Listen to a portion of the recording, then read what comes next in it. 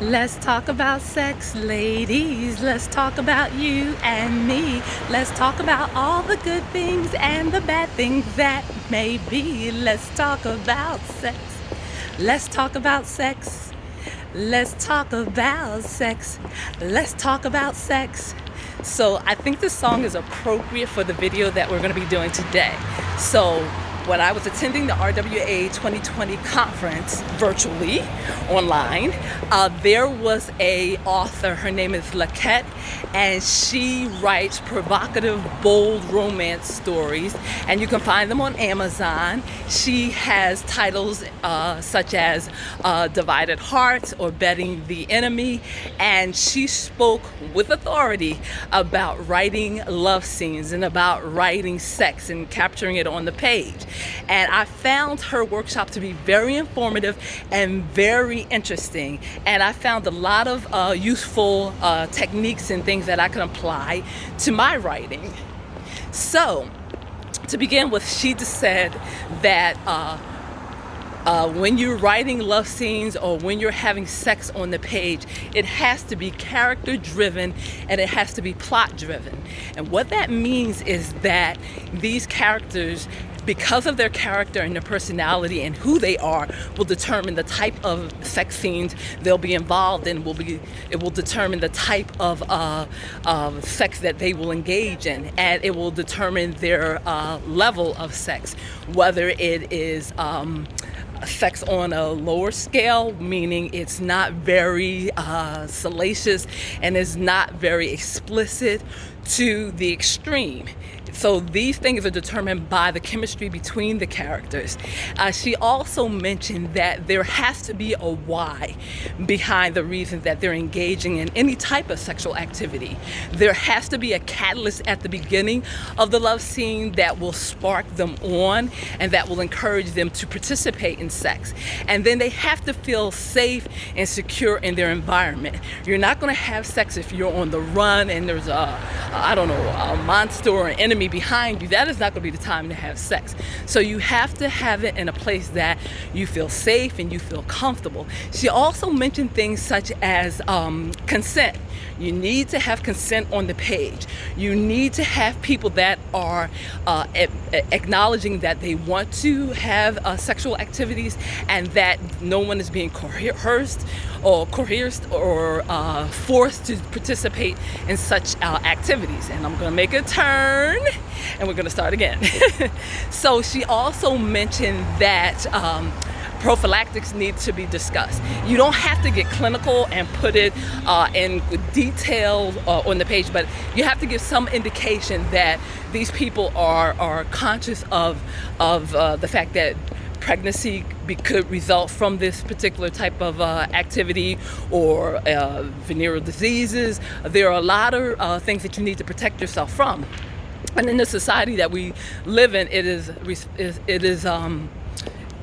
slightly the responsibility of the author to put these things out there. They don't have to focus on them, but they should be addressed on some level. And you can do it in a playful way, as she mentioned. You can do it through playful dialogue. You can do it through a myriad of ways, but just convey that that prophylactics and protection has been discussed on some level, and also consent has been portrayed in these scenes. She also mentioned that some people may write something called dubcon, I think I'm saying it right, which is dubious consent, and that is a trope that some people enjoy. However, you need to make it clear to your readers so that they're not wondering or guessing or being concerned about, are these people consenting adults? She also mentioned, which I thought was interesting, thank you, that it is important to also if you're writing sex scenes that have lots of partners in it, depending if you're writing erotica or something along those lines, all those people need to consent to the activity so that no one seems to have more power over the other.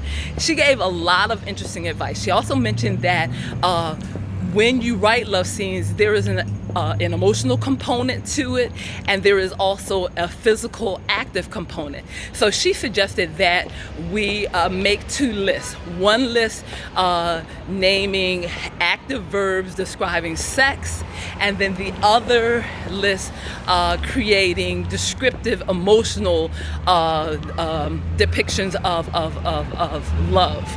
And when you put the two together, the active descriptive verbs that describe the physical side of sex, and then the emotional descriptive words that describe the emotional side of it, you will get a much more powerful love scene. So if I can repeat in case I jumbled up the words, if you mix the active verb portion of the list with the emotional descriptive portion, then you will get a potent love scene. And I thought that advice was very useful. She also mentioned that while writing these scenes, use your five senses. Incorporate the five senses. So taste, smell, touch, all of those. If you incorporate them into your love scenes, they will be more powerful, more emotional, and the reader will get a very descriptive and a very visual picture.